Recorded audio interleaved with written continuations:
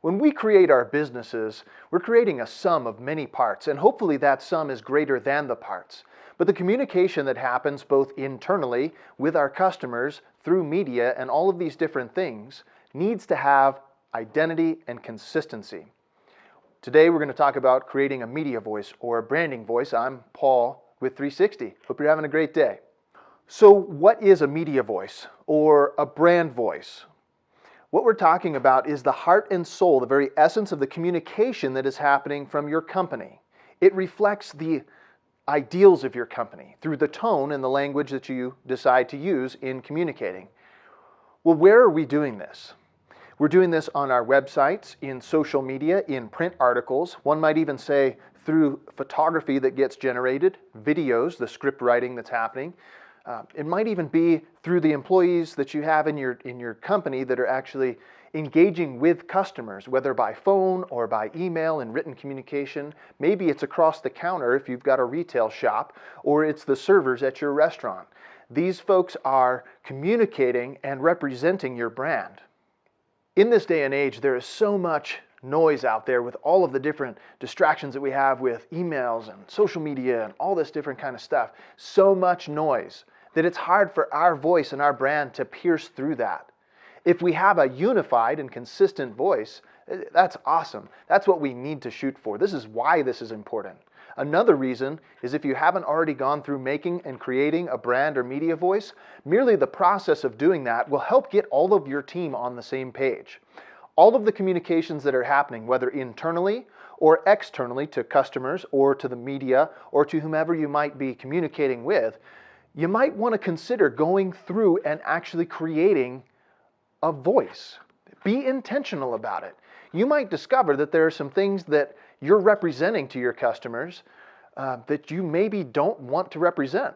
Or you might discover, wow, we could have actually been more intentional because there's a lot of engagement and communication happening where either myself or someone on my team is representing the brand. And so if you have a style guide and a voice that you're working towards and ideals that you're trying to represent, this is why this is important.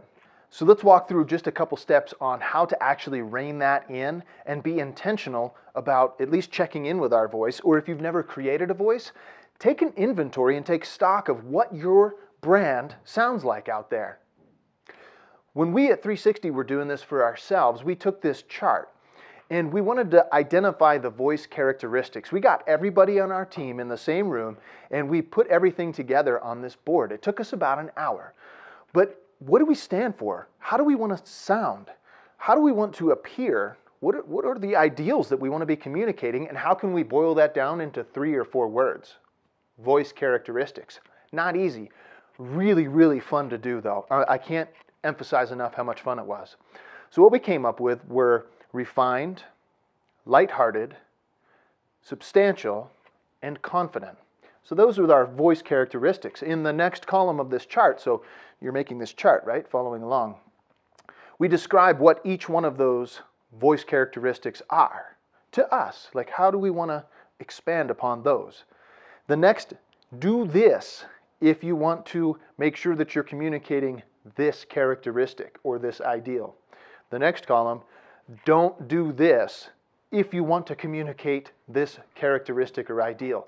By doing the do's and the don'ts, the positives and the negatives, you really hone in on what it is that you're looking for, how you're trying to position all of your communications, whether they're internal, external, whatever they might be.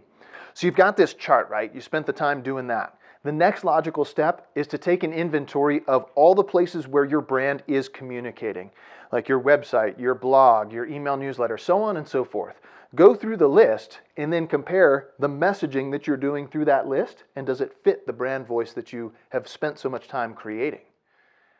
Great exercise, healthy exercise, fun exercise, and it will help you unify the voice and make your brand stronger as a result. If you'd like any help, feel free to reach out to us. We're always here. Have a great day and a better week. Bye for now.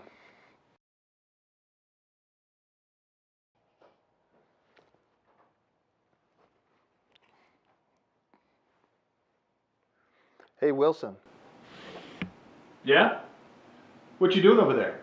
Well, Paul, I'm admiring my lenses. I'm thinking about shooting the moon. Huh. Don't you have to have your pants down for that?